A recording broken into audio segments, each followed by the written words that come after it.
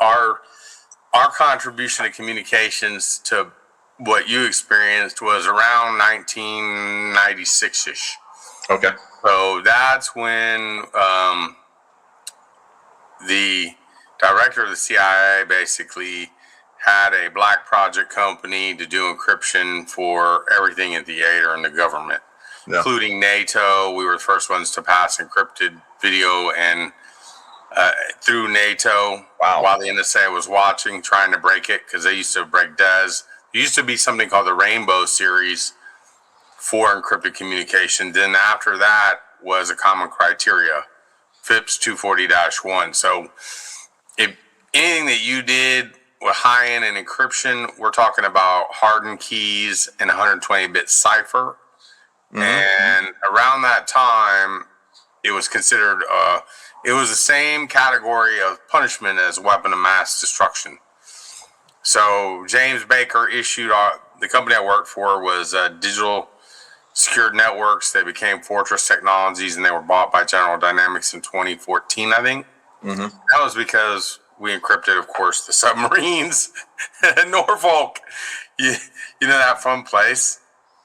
And a lot of other things in theater that we did. So that encryption, which started at 128 bits, today is 256 plus bits. It's in the submarine platforms. It's in the ship platforms. I didn't realize, actually, now last summer I was over here in the port. General Dynamics has a dry dock here, and they do work on battleships, intelligence ships in the old George Steinbrenner building that used to be American Shipbuilding, that did electrical work for battleships and things like that. So they're here.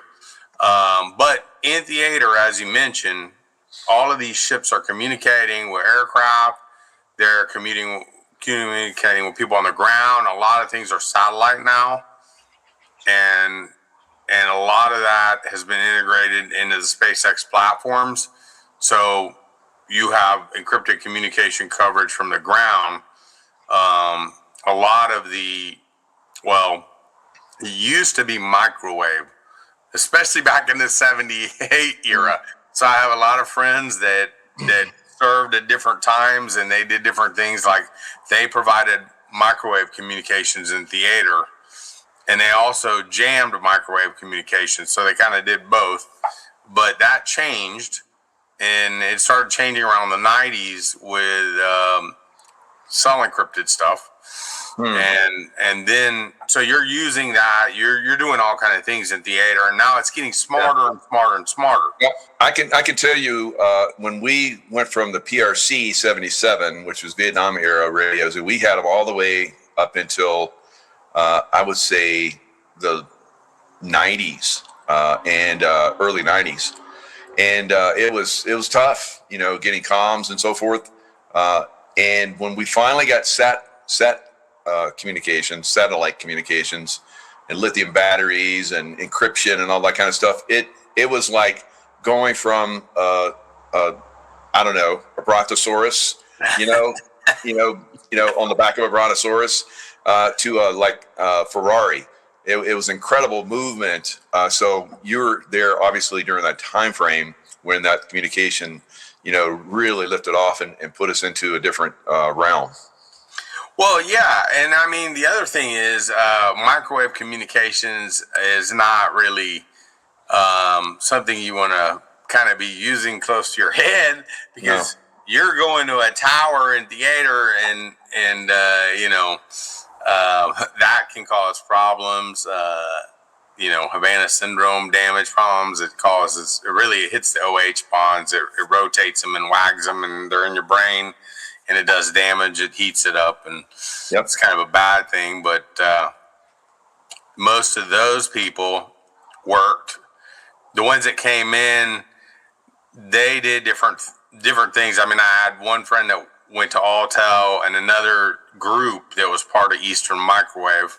So that same kind of communications, believe it or not, has been used all over this country. The portable stuff in theater, but typically up between New York Stock Exchange and the Chicago through the Adirondacks, those mountains, there's nowhere to lay fiber.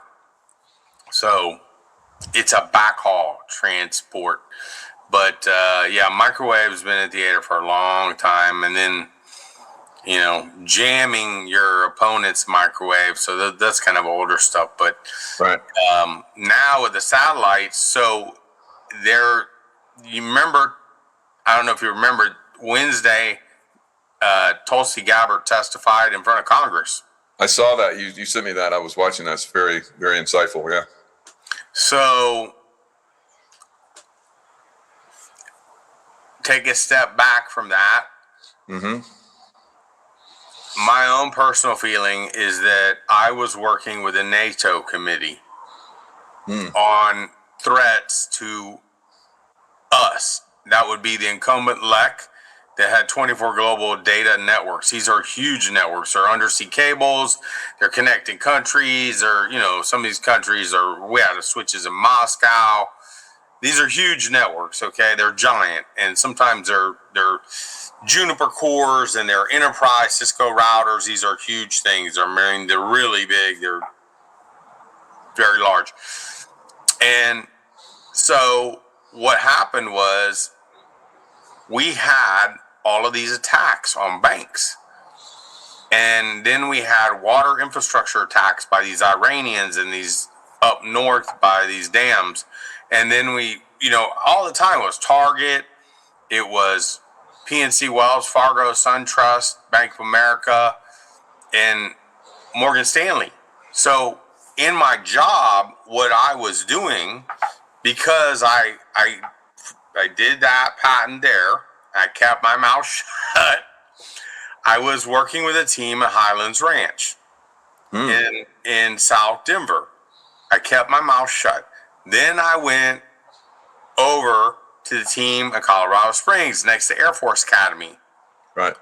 Where the lady that you interviewed last week taught, who basically, had 10 people, and I signed up, by the way. I think her name Tracy.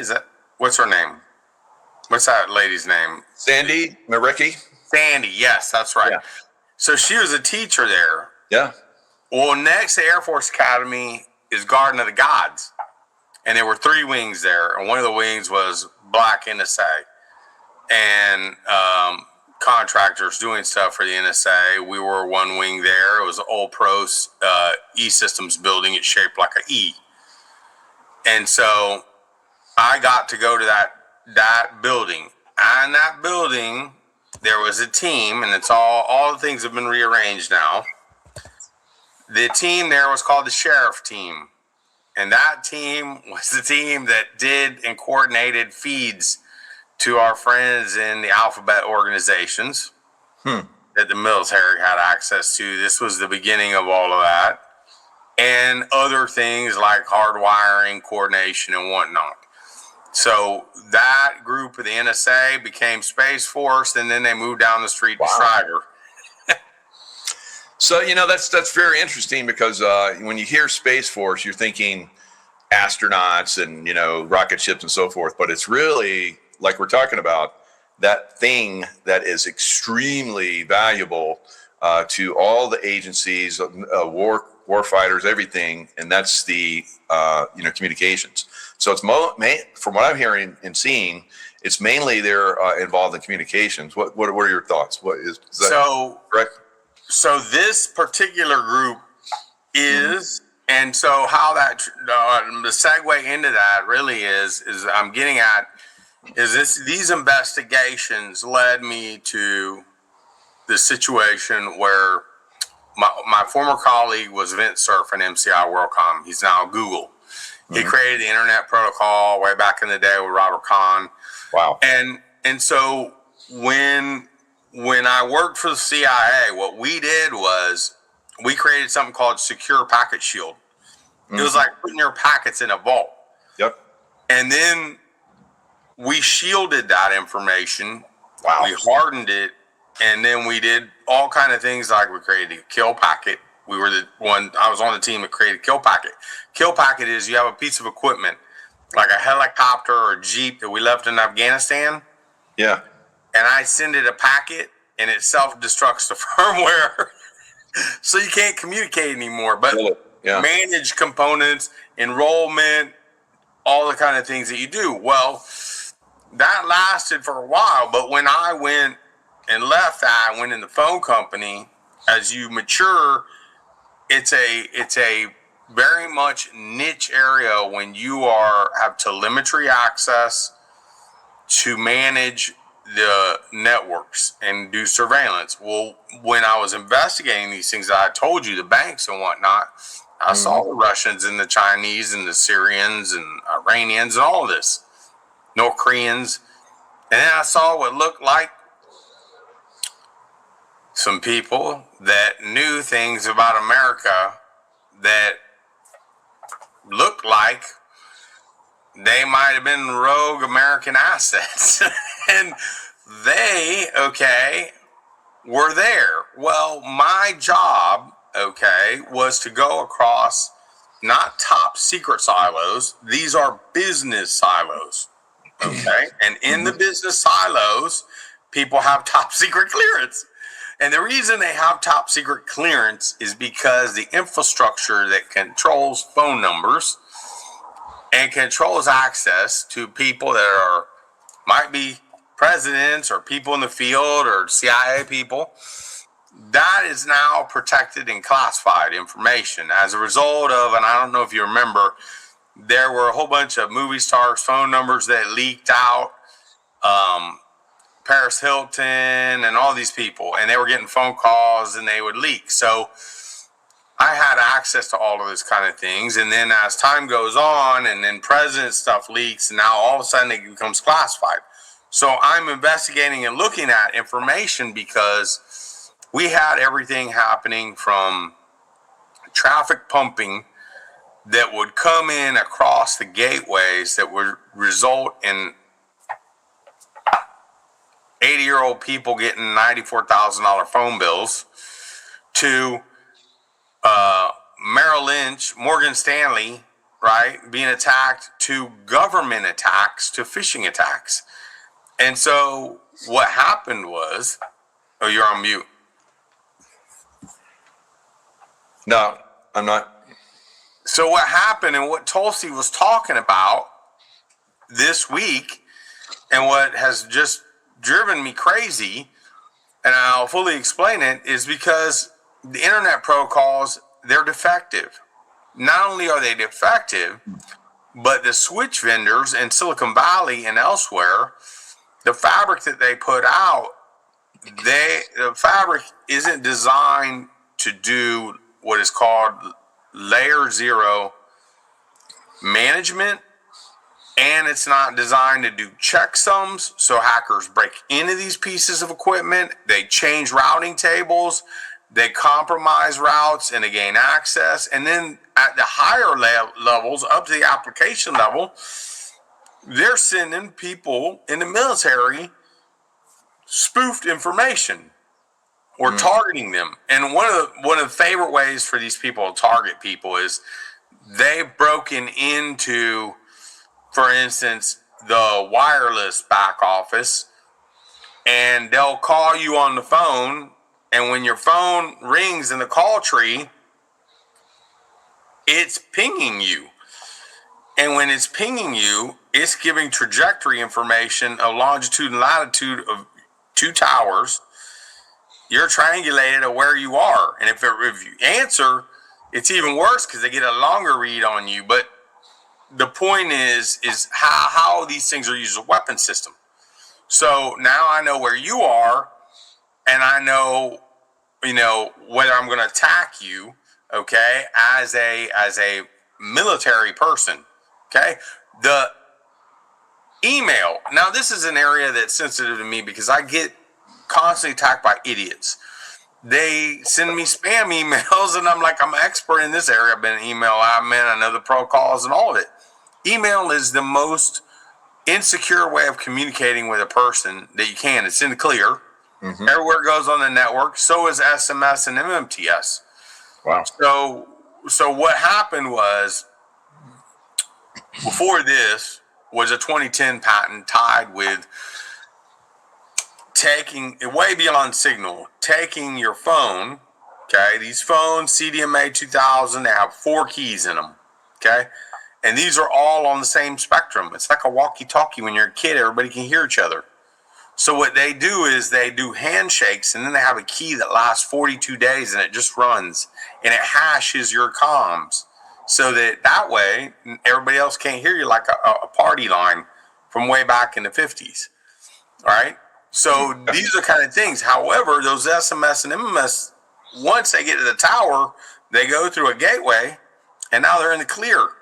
So again, these are problems. So that extended cipher, what that was to do was to extend that capability with network layer encryption that went through the tower to your VPN gateway or endpoint, but also harden this, okay? Because the other problem you have with this is you have people and manufacturers in other countries, and they're cloning your phone. And if you're a CEO on Wall Street, now they're playing your stock, and they're stealing from you that way. And in particular, authentication with like near field devices. So the Octomom, part of this patent came from the Octomom.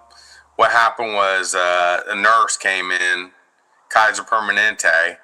National Choir wanted to know what room the Octomom was in, and the nurse logged in. Nobody knew anything. There was no security, and went in. So a device like this can be on your person or a fob, and it can virtual fence you into location for authentication of that kind of information, which is HIPAA compliant. Kaiser Permanente got fined $250,000 a day, but the poor Octomom, got abused. In theater, it's your life, right? Or if you're hurt, it's your life. So that's part of this. But that other stuff I was talking to you about was when I learned that the problems that we were having were not in FCC jurisdiction. Yeah. So the federal. Let me jump in and give a little bit of what you're talking about. Eventually, we're going to go back to what's going on in Iraq, or Iran rather. But what's tied to it? When I was in Pakistan, we were hunting terrorists, and they're using the phone system. They'd have like maybe a burner phone, or if they had a phone that we knew the number of, we would drive around with a device. I'm not going to give any, a stinger. It's called a stinger. I know what it is.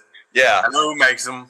Yeah. So we would drive around and we'd hit the towers. And of course the towers, like you're saying, are free. It goes up and sends information. So we would triangulate from the different towers, because they would, as you move, one picks you up and then the next one picks you up, and they're like, okay, he's in this location. And then we send in a team, or we send in, a drone or whatever. But that's how, like you're talking about, I know downrange, we knew this when I was still in the SEAL teams. We were talking over 20 years ago. You don't have any communication devices, your phone, anything on your person when you're downrange, because they can track you. We even knew that all the way back then, but still people are doing it downrange. I just saw like a few years ago where this Russian guy, he was in this one town, and he strict communication protocols, but he finds a phone and he calls home, and they sent a missile and blew him up and blew up a bunch of people. But go ahead. So give these are more, okay, a lot of stalking and personal type things. Mm-hmm. Okay, I mentioned most of these aren't going to be in theater unless they're very hardened.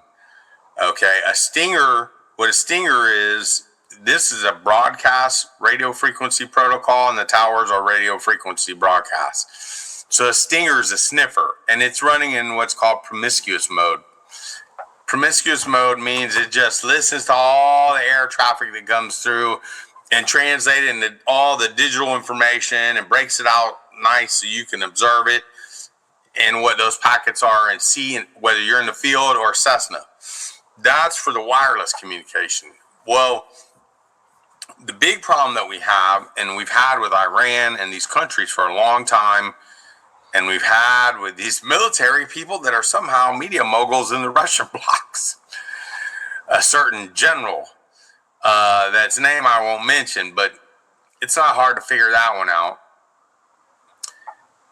These people, they are using the protocols that are defective. They're calling from offshore, right? They're calling from offshore in a VoIP communication that's on top of the IP, or they're emailing you, okay? And they've got a person inside the company that's already broken in and they have access to some of this information, or they're just phishing you, right? Or they're going after your crypto wallet, or they're going after your bank account, but they're doing it from a distance, right? So that's unfortunate. France's aircraft carrier apparently just got. That's how easy it is to get in there and find out where these ships are and so forth. We try and do keep it secret, but it's no way. And better than anybody, but that's communication again is massive in the intelligence and in the warfighting world. Right? So that again. Well, applications. So look, even if you're a general and you do all these other things, you have a personal life, you have a wife and children, you have bank accounts and all these things. That's not just the big problem was the government is using these applications, and then you've got people and companies, okay, like Microsoft and these other vendors. And in my case, I was one of those vendors for these people, right? And we're doing work here, but we offshore work. And when that work is offshored, this is the epitome of the stupidity, okay? And I feel Chelsea's pain. Because I got tired of it Sunday night and went to the FCC OIG and filed a report because I'm tired of being attacked myself, but I'm tired of seeing people attacked. Okay, I'm tired because there's a number of patents here. They're huge patents, and the people involved are people So the situation is that you have applications attacking people. You have it going through government. You have the dummy data with the guys offshore in another country. They're not Americans. Okay, God bless them. They just want to work. I get it. I understand.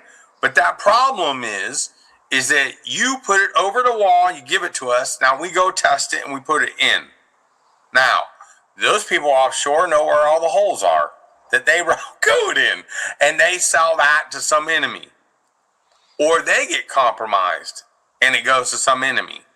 Okay, and that is a problem with me because I sat there and watched this occur, and then I watched people come right through the front door and rob, and I didn't like it.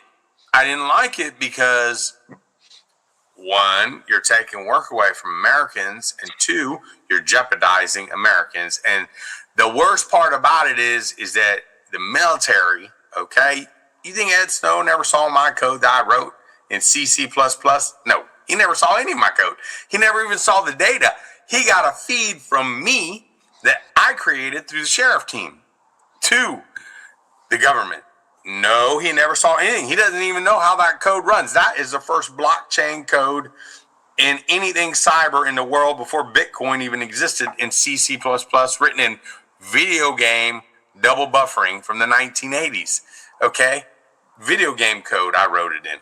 So we're talking about 3.3 billion records a day. Coding at that level is insane. That's the level of surveillance. So you think Ed Snowden got scared of that? On 9/11, I didn't have a 3.3 billion call data record system. I had a frame relay system in New York that did 80 million records a day, and that was like above normal before the Patriot Act and the FBI came to us to give them the impact. So 3.3 billion now, what today is a lot crazier. And I heard somebody the other day try to say,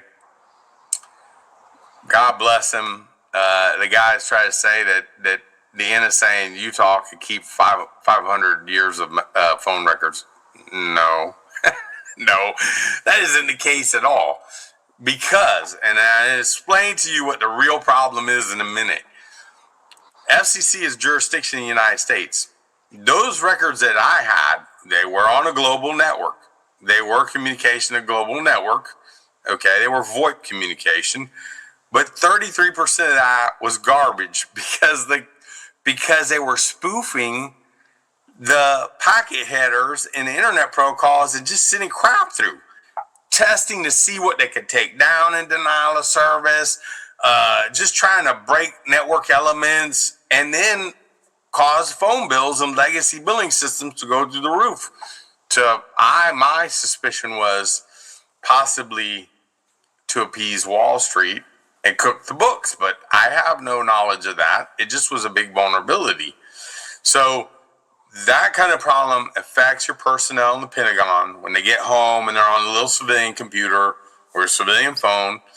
Okay, and that's kind of people they like to attack. And they like to attack them because maybe if those people are crazy enough to share information, now it leaks. And intelligence groups in China in a white building that we used to watch send traffic wants to do just that. They want to do that. They want to have sleeper cells in country come at you.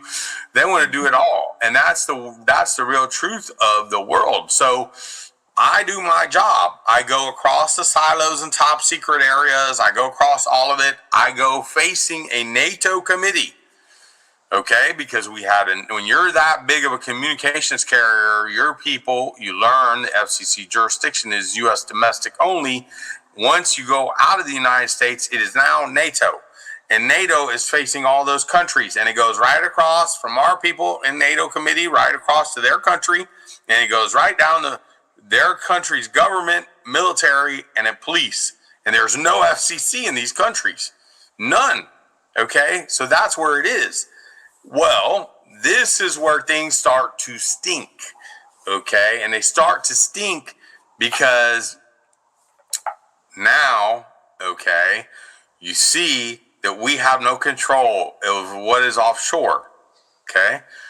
Now, I mean, there are things like the Stinger, the P-8 Poseidon that can't be flown in U.S. domestic soil. It's supposed to be flown outside of the soil because the capabilities are so strong for surveillance.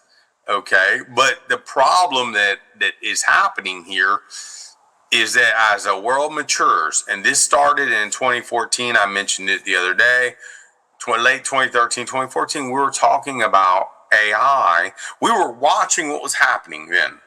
What I just explained to you with flaws, okay, coming in and we can't trace it. And now we're talking about our weekly PowerPoint meetings, and up there I've got AI and quantum computing. Because with AI, you're going to have where we are, where we were then, and where we are now. Mm-hmm. All of these things in cyber that Tulsi's talking about that have gone worse and worse and worse, that have bubbled up to our Wednesday conversation, is that processor technology has evolved from where it was in the CPU capability now to CPU and GPU multi-core systems with RAM, okay, that are capable of running AI type of programs at levels that are army size. You don't need human beings. You train them and they go do malicious things. And they just do them all day long, 24/7, 365. They never sleep. So the whole thing is evolving with computing technology. So in the middle of this mess are the destroyers, the aircraft carriers, something that might be on that aircraft carrier that hasn't been tested over in our friends in DARPA up in Norfolk where they test the EMP or out in the desert. Those things slide by. Oops, I accidentally slid by. A chip is there. So thus we have all kind of chip security now affiliated with F-35s and other pieces of equipment in theater. And this is a really big deal, especially a big deal when the fabs are in Taiwan surrounded by China. And we have a fab problem in Arizona. The fabs aren't online, one, and two, I didn't know this. I'm learning constantly trying to learn these things, but there's 4 factories in this fab, but one of them is an entire water factory. And not one semiconductor comes out of there without water. So you've got all of these things in play now, and you've got the knowledge of the electrical circuitry. Yeah. Okay. As a developer who codes in many languages, I was talking to Dell level 4 engineers when I coded that. I was talking to them about the architecture of their motherboard to maximize that for what I was doing in the software from Red Hat Linux Advanced Server. Okay, that's the level that I played at. The equipment that we had, a 911 is the same way. Sun Solaris equipment. If you're going to be at that level, you better know where your electronics is, but you better have your electronics tripwired in case somebody infringes it.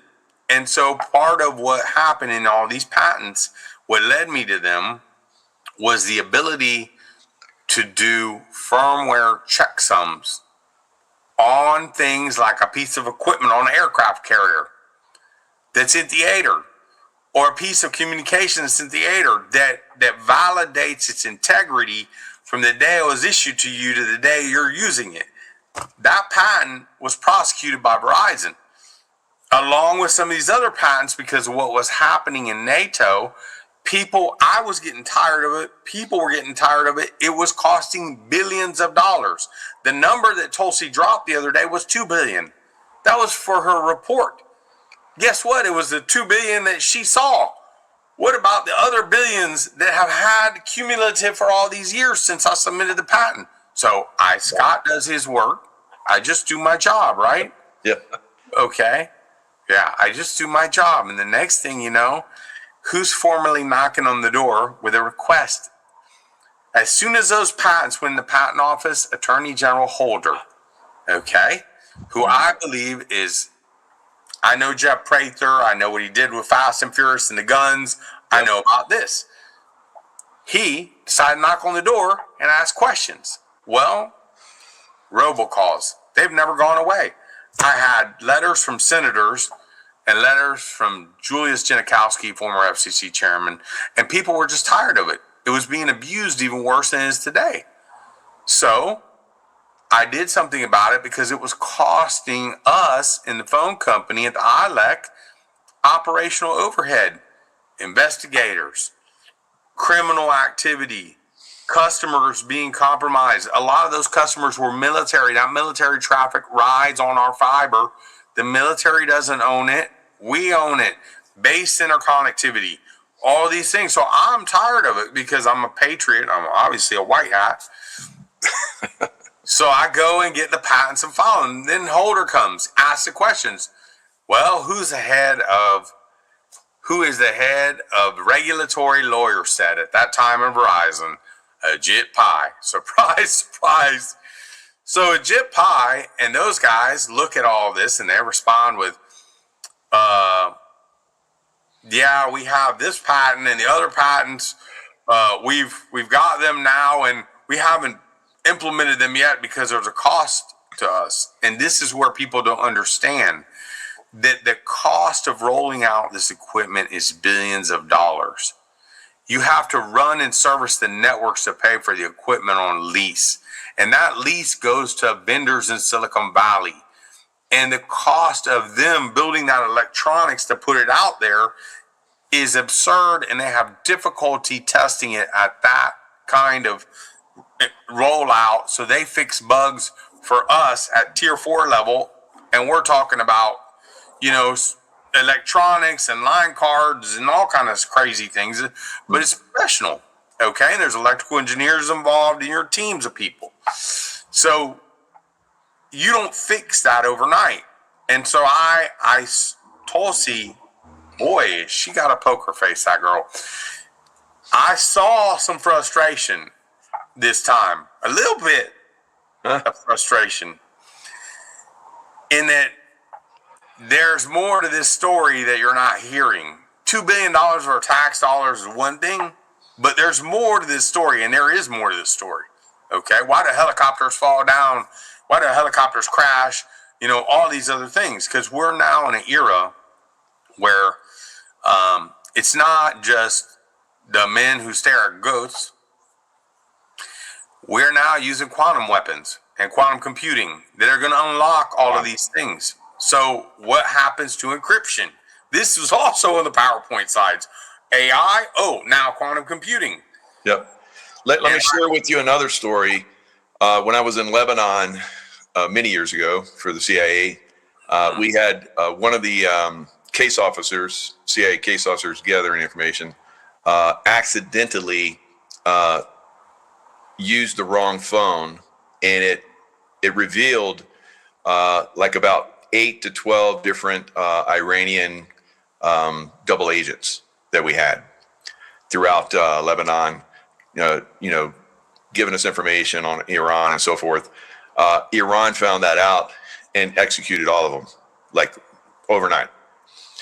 So the payback, as when I saw this happen in 2024 Lebanon electronic device attacks, basically there were thousands of handheld pagers and hundreds of walkie-talkies intended for use by Hezbollah exploded simultaneously in 2 separate events across Lebanon and Syria. So they Operation Grim Beeper. So 1,500 Hezbollah fighters out of action due to injuries. Some of them had brain injuries from the shrapnel. They had the phone up to their head, or the beeper or whatever. And some lost fingers, all kind of eyes, all kind of crazy stuff. So this was something. So the kill packet went from just taking out an element to now a detonation mechanism. Yes, exactly. And the art of creating a kill packet, I'm not going to reveal any of these things because things might be in theater. I'm not going to reveal it, but there's an art of doing this to conceal it. And it's contrived in such a way that even if this is where I mentioned, when you're going to put a piece of, I went through a GSA VAR into the military, okay? And the company I was in, we went through VARs, okay? And they're on the GSA schedule to get equipment in. These countries, they probably don't have such a thing, but that's how the United States, that equipment has to be tested. The same thing in our data centers, okay? You beat these equipment up, you test them, you firewall them and all this, but the art of creating a kill packet is something that is so bizarre that just navigates like a fish through the system as a one little packet. And when it's like a trigger on a detonator. It just literally is. So it just took on a whole new life. Switch. So they had, I guess there was some company that was selling the pagers, and the Israeli, Mossad basically had put PETN in those pagers, so that when the signal came through, the kill package came through, it detonated them. So crazy stuff. Now that's still possible in theater, where they could, fry electronics or create some kind of, field of energy that would explode, even in our modern phones and so forth. So fires, laptops, phones, fires, lithium fires. Yeah. So when you go to explosives, I know you use a lot of explosives in theater. I know how to make them in the organic lab, and we have the building I worked in. We had explosions in. At the top of the building was a lady from DuPont who made the plastic explosives that the United States military uses. These kind of things. So you can put a warm phone. Yeah, you can put pick rates in here. You can put other things that I can make in the lab that just need a little bit of warmth. And when they get there, boom, this whole thing's on fire or it's detonated on you. Wow. Not just a mercury fulminate trigger or these other things. So, you get in this area, and these are the plastics and the other things, and they're all in different categories, or nitroglycerin, which is a famous one, trinitrotoluene, TNT, all these little fun things. Okay, yeah. Of course, I was taught these things by Captain Level 6, full bird. So we did this in the lab. In the Phoenix project in Vietnam. He was. I don't think he was on that. He drove a PT boat in Vietnam. He was in Vietnam. He was in a PT boat. Okay. Nice. So Dr. Hargrove, he's U.S. Navy.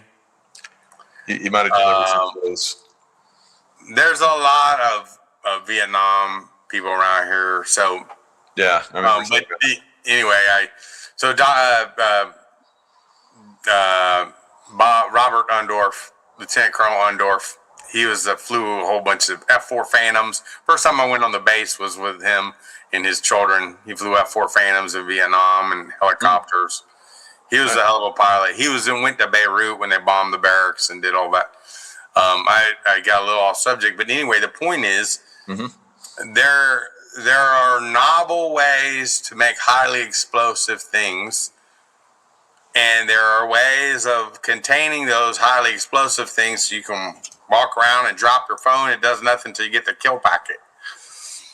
And where I was going with the men with goats and quantum computing is, you are in touch with metaphysical ability and spiritual ability for the operations and other things, okay? And you know that I've had downloads and I'm into all of this stuff, and that we've talked a lot about different people having different talents and skills. Well, that one guy that he just did an interview the other day, Lynn, I forget his last name, but he was the men that stare at goats, the one that caused computer problems. He did it with his own mind. Sure. What happens when we evolve to the ability to use quantum computing and quantum electronics in such a way that now we can cause you to have problems in your Black Hawk while you're flying or something else? What happens then? And also, well, then it can't be hacked because it's your DNA, your quantum field, and I can hack into people's fields, but your connection with the aircraft, I don't know. It's a whole different ballgame. I'm talking about hacking into any kind of solid state electronic equipment from the atomic level with metaphysically, which is what this guy did to shut down all this general's equipment. But, recently we've had these other things. Somebody mentioned a French aircraft carrier yesterday in Louisiana. We had drones that we couldn't jam flying over bombers over there in Louisiana. And we've had all kind of events this week. Yeah. We've had the laundry truck show up with explosives. And at Shepherd in Texas, we've had here in Tampa, north of CENTCOM, and I've heard some things I shouldn't say. There's some lockdowns right now. Not just at Charlie. There's some lockdowns. That stuff leaked out, but it's been shut down. I guarantee you, there's stuff going on. They're not disclosing. Yeah, they want the enemy to know that they're being effective. So that's why that happens, guys. It's not freedom of speech; it's freedom to make sure we exist and survive. Yeah. Well, alien.org and aliens.org. Okay. How weird would things get with conventional weaponry? F-16s and F-18 Hornets are quite old. B-52 is an old aircraft. It leaves a smoke trail. Those things have outdated electronics that are vulnerable. Well, there's that Donald Cook incident. We have a lot of weapons in space now. We have all these other weapons are energy-based weapons. And what they're doing, is they're leveraging all of the dimensions of the spectrums to operate on materials that are not explosive. We talked about explosive materials. Now we're talking about solid state circuitry. We're talking about chips that are architected, ASIC chip, different class of chips. And all I got to do is from space hit that vehicle and hit that one chip, and now it's uncontrollable and your pilot's ejecting. Yeah. Or you thought you knew where your GPS was and you had two KC-135 tankers, and I messed with the GPS and oops, one of them clipped the other one, and now it's down on the ground, and this one barely landed with the tail off. Yeah. These are the kind of knowledge that we have heard stories of from people who have been abducted and gone on these crafts, or, and I haven't had the opportunity to meet this gentleman, JP, that is former U.S. Army, but I've seen two craft. I can show you a picture of a craft. Last Memorial Day, I had an orb come here. It was very weird. I had an orb come here. It was a white orb. It came here. I heard voices. I'm just sitting in the backyard. We had barbecued. I was sitting in the jacuzzi, and I hear all these weird noises. And then I sit up on the deck, and I look over, and I see a white orb, and it's going east. And I'm like, I better take pictures right now. Nobody's going to believe me. I videotaped it, and I took a 4K picture of it on my phone. It is time-stamped with a metadata. I can't lie about it. It was interesting.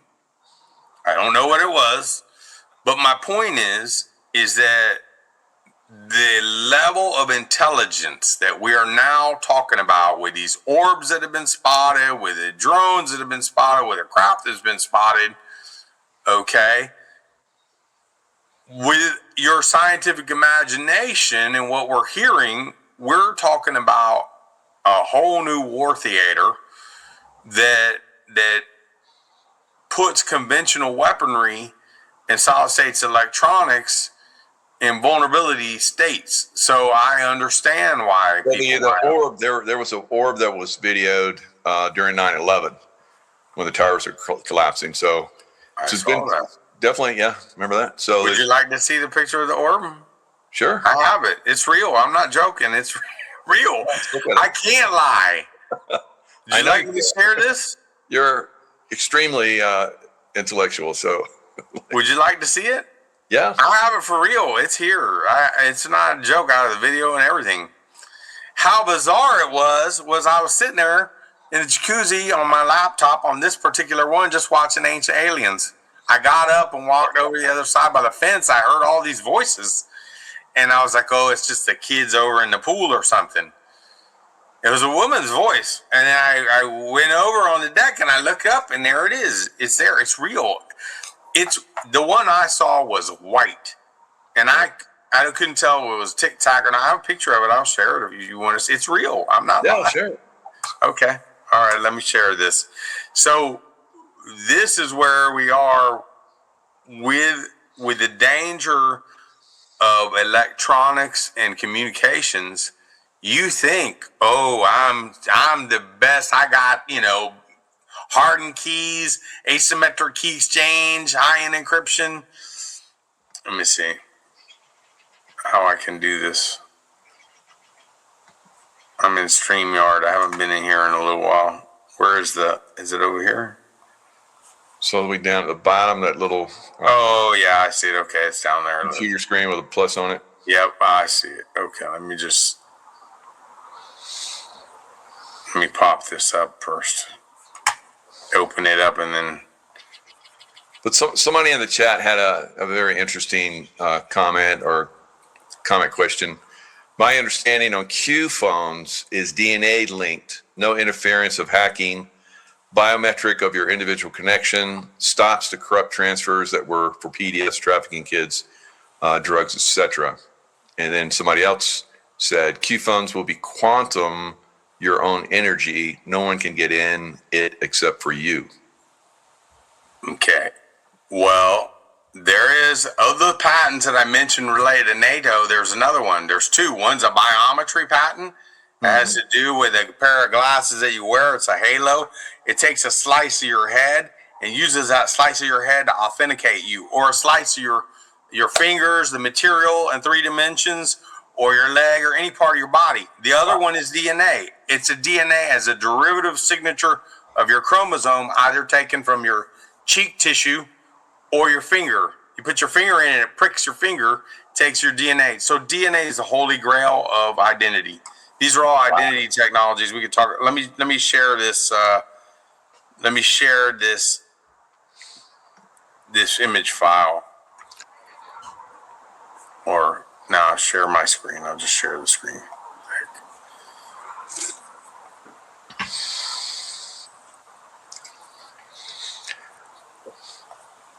So Neuralink, somebody said Sunlime.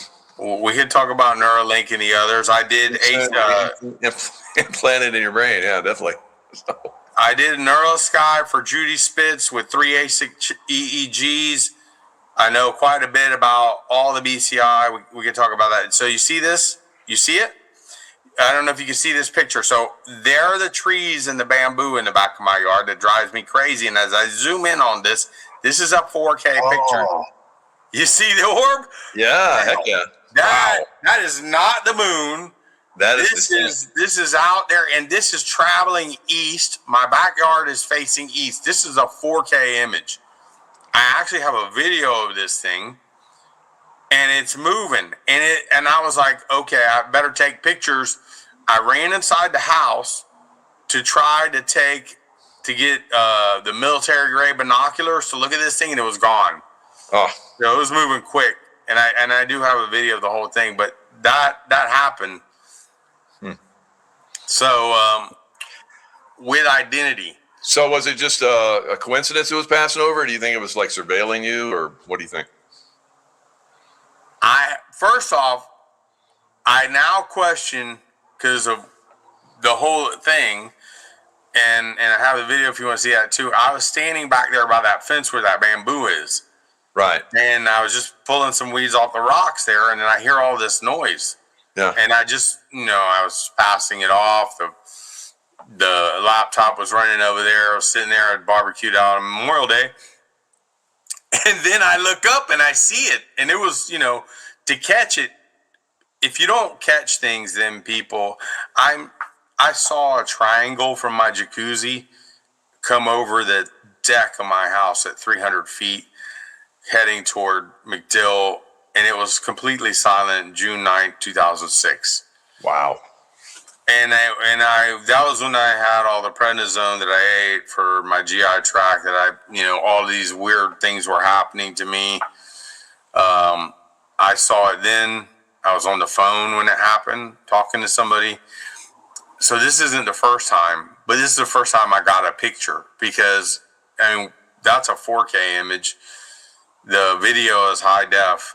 And it's just kind of going like this. It's just going east, and you can see it's moving. It's not like stationary or anything like that. And then, but my point is that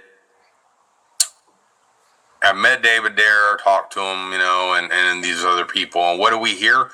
We all hear that these craft, we get all the physics, and talking to these craft, a lot of people are like, they have the ability to telepathically authenticate you with your DNA, authenticate you with your DNA, and allow you to control them, and they are alive in terms of sentient being. Mm-hmm. So is that an AI sentient being? Is it a living creature? The one area that I'm very fascinated with is the descriptions that we get are that the actual equipment, it doesn't have rivets in it or seams or any of this. So me with coding and DNA beings, or coding with intelligent, is this something that is, it was grown based on code, and it was grown like an embryo grows to a human or a cow or animal? They grew to a craft, and how was it fabricated at the nanomachine level, where metals integrate, and have skins that you can touch, and all these things. So my point is that level of technology and evolving to it, now once it comes out, what happens to our conventional weapons? Our communication and conventional weapons are now, with quantum computing, we're sitting there in the decks, PowerPoints discussing, forget about encryption, it's gone. You're going to crack it in real time. Well, what's going to happen to solid state? So I had a drone from him. Yeah, what speed, Sunlime? Interesting. Well, I suspect that AI drone surveillance will be used instead of helicopters and law enforcement on the beat, or even other things as it evolves, because it's cheaper. Yeah. And when you come over somebody and you monitor highways, and you're not in Cessnas and airplanes anymore, or on the ground, you're not obstructed, and you got a lot of you got the high ground, so you have the ability to take advantage of that. Now add that to an AI smart system, which I saw Palantir was going to be. I just saw a headline earlier. Palantir is being moved from military grade weapon targeting into civilian now, and I suspect it's being moved there to do these checksum like things I was telling you about, looking for integrity. Look for your electronics integrity and your firmware integrity. It's a layer below, and your operating system and your applications. Look at the integrity of that constantly, because that's where you're getting hacked on 0 day.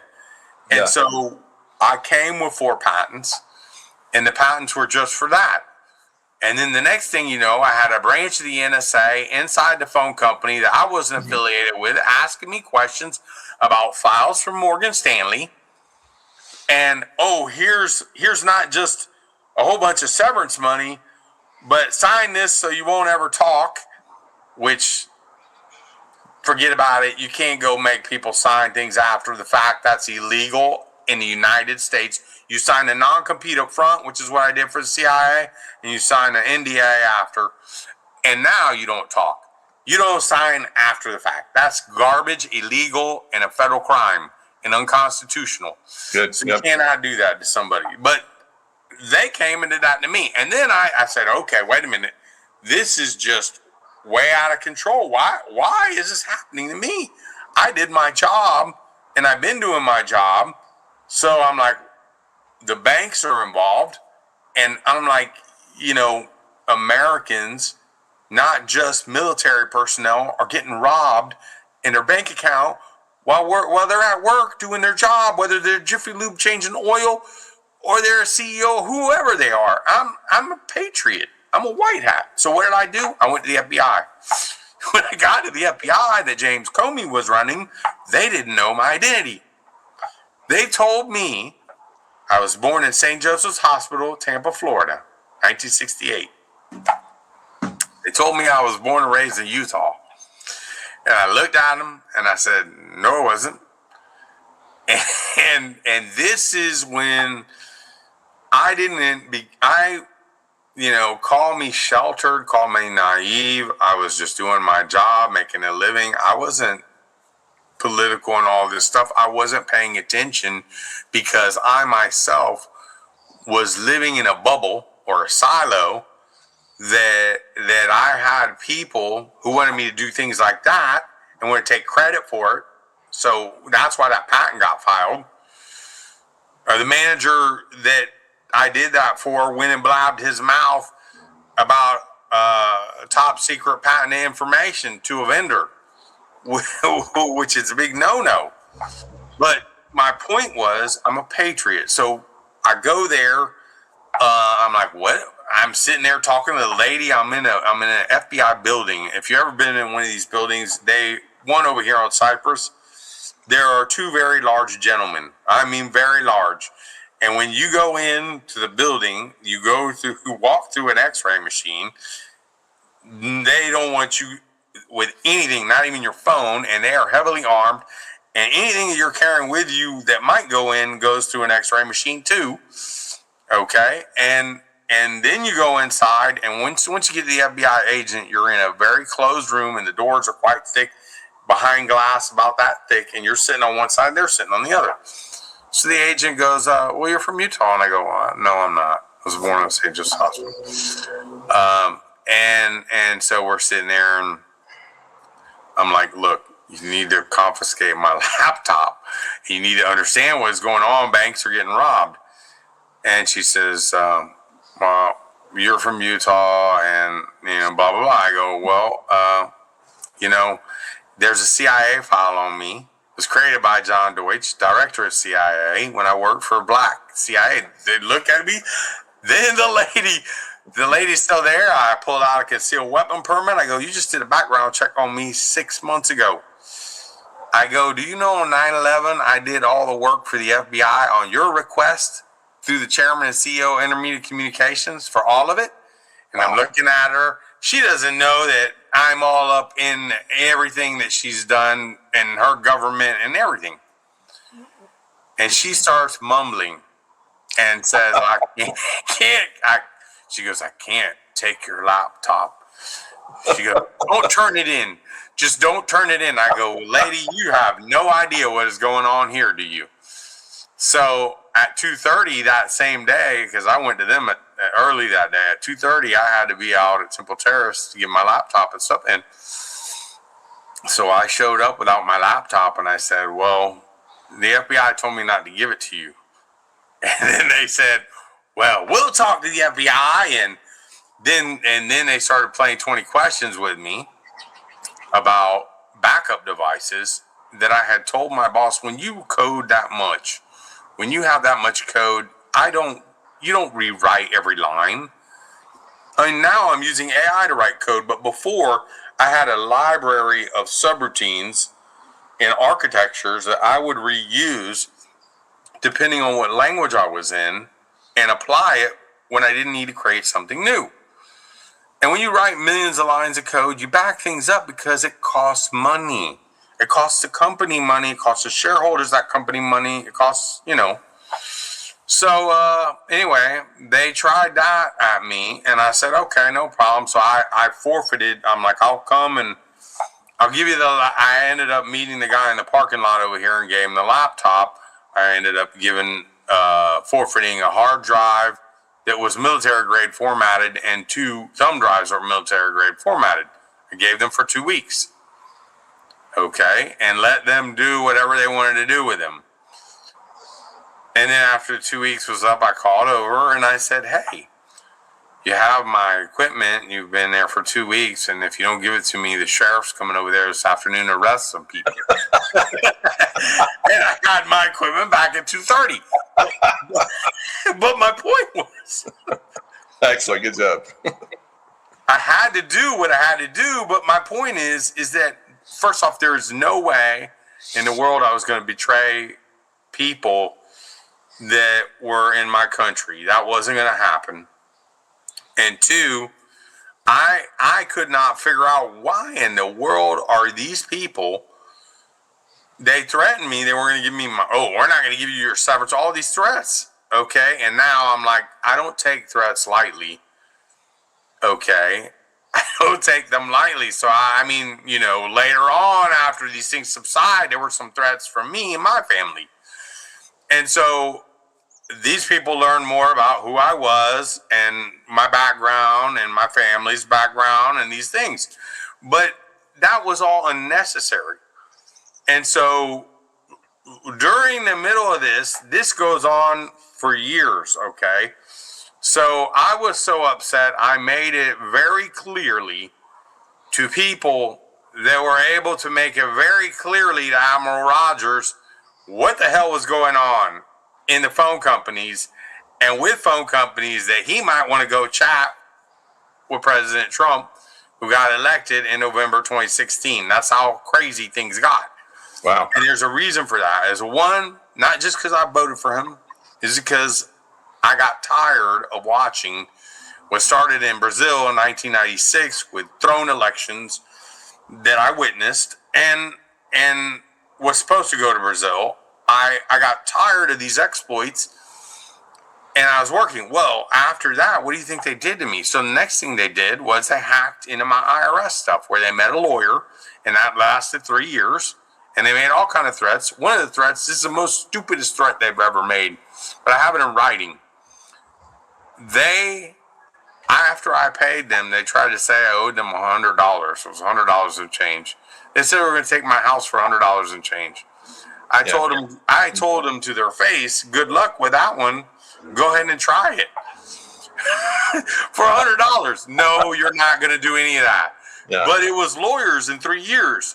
Okay, so now they tamper with my identity. I went through a lot of that too. Yeah. Stalking.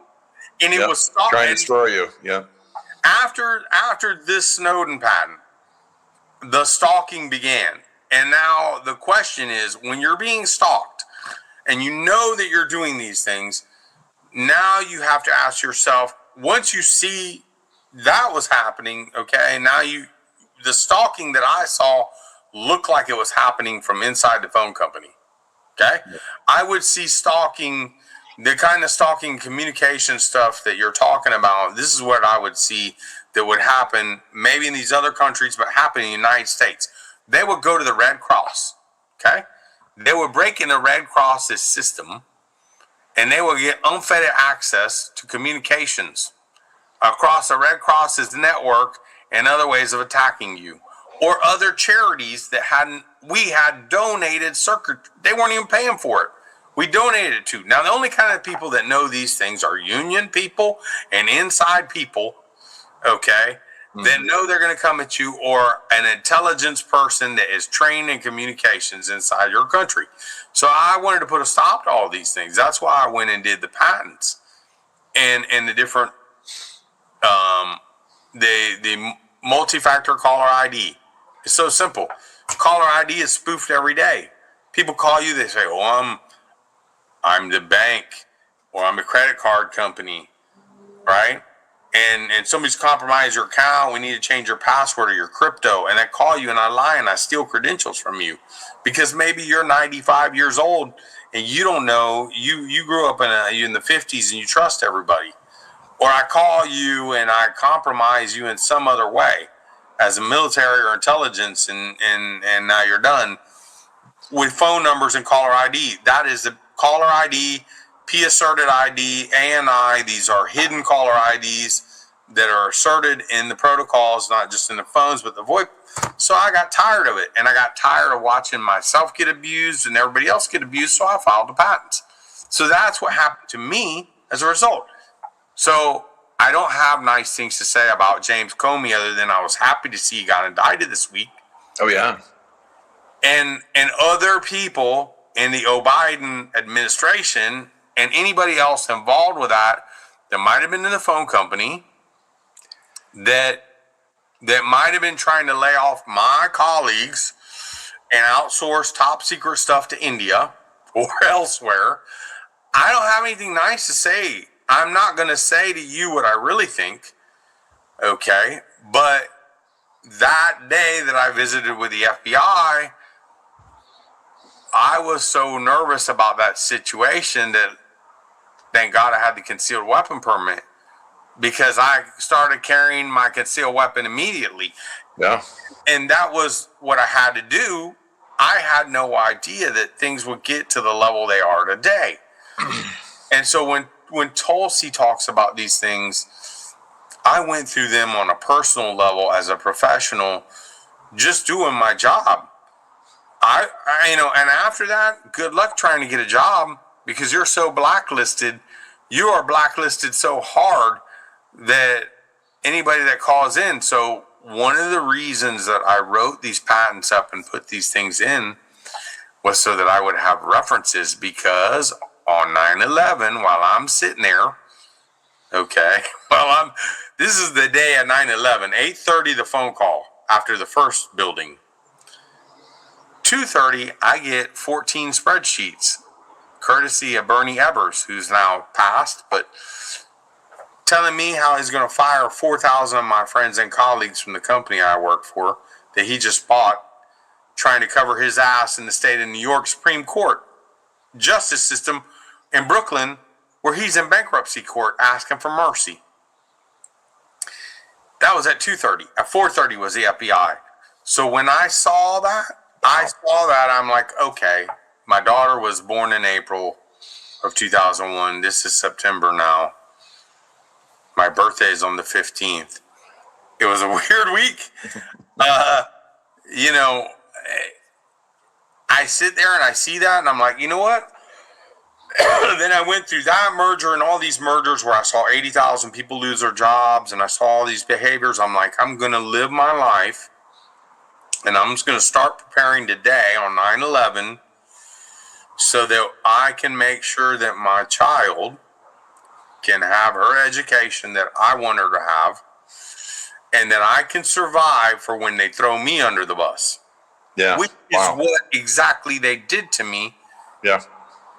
February 13th, 2015. They did exactly that. So I tell you, while I have seen all kinds of people, including people with military backgrounds, have this happen to them and have their lives destroyed.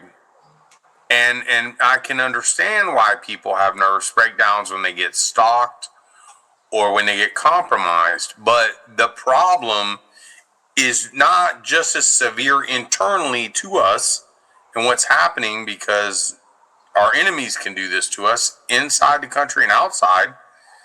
They're doing it to the branches of the government.